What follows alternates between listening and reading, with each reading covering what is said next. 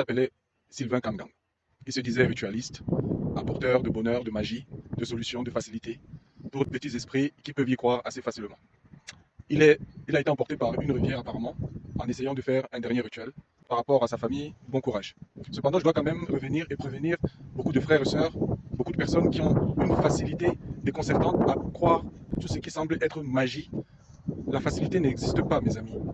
Il y a toujours cette loi du karma, du retour à l'envoyeur. Quand vous cherchez la facilité, sachez qu'à un moment donné, vous allez avoir des difficultés derrière.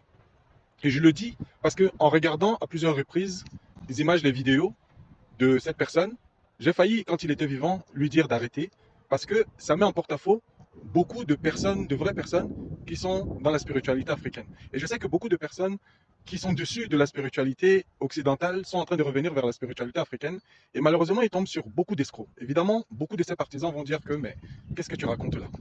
Mais en fait, il faut comprendre qu'on ne peut pas servir plusieurs maîtres. Et il suffit juste de regarder ces vidéos pour comprendre ce qu'il en est.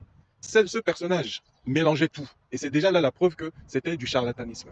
Tantôt, il va s'habiller en vêtements musulmans pour faire des sacrifices dits musulmans. Il va derrière ajouter une musique chrétienne. Et là, on voit que c'était vraiment, il cherchait des appâts de toutes sortes. Et après, il va commencer à parler de spiritualité africaine. Je pense qu'il a dû abuser, et certaines peut-être personnes n'ont pas aimé. C'est quand il a commencé à s'attaquer au vaudou. Et il y a sur ces images ce qu'on appelle des VV. Des VV sont des symboles, des lois, des grands esprits du vaudou. Si vous n'êtes pas initié, vous ne pouvez donc pas vous amuser avec ça. Et il commençait à s'amuser avec ça en les collant sur des étiquettes de certains produits qu'il commençait à vendre et à vulgariser. Or, ces VV, on les sort seulement à des occasions précises, quand on veut invoquer un esprit. Et quand on a fini, on efface cette image, ce symbole qui le représente, et puis on passe à autre chose pour que l'esprit s'en aille. Quand l'esprit est là, il chevauche la personne qu'il veut, et il donne des messages, peut-être pour la guérison. Mais ce sont des grands maîtres du vaudou, notamment du vaudou haïtien, qui savent pratiquer cela. Donc ce monsieur qui était à la recherche de buzz et d'argent a utilisé beaucoup de superfuges pour pouvoir vendre ses produits, notamment ses livres. Mais à un moment donné, il a voulu aller trop loin.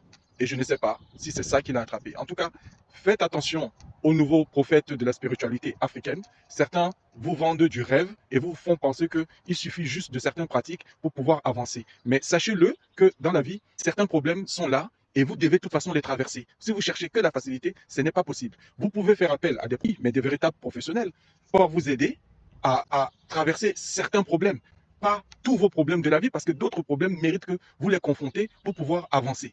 Et à force de chercher la facilité, vous-même, vous finissez par y rester parce que les personnes qui ont utilisé ces produits avec ces symboles-là, qu'est-ce que vous en savez de ce que vous allez récolter plus tard? En tout cas, je voulais faire cet éclaircissement pour ceux qui veulent entendre, parce que d'autres ne voudront pas entendre, chercheront toujours la facilité.